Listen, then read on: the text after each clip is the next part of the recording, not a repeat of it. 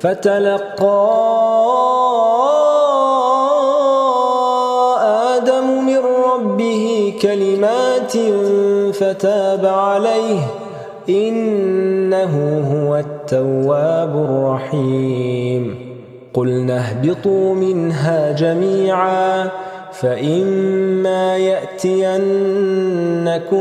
مني هدى فمن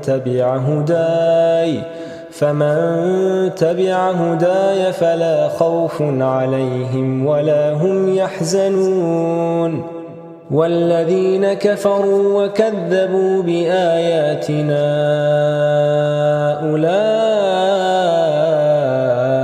أصحاب النار هم فيها خالدون.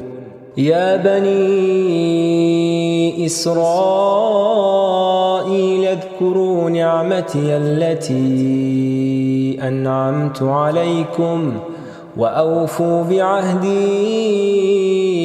أوف بعهدكم وإياي فارهبون.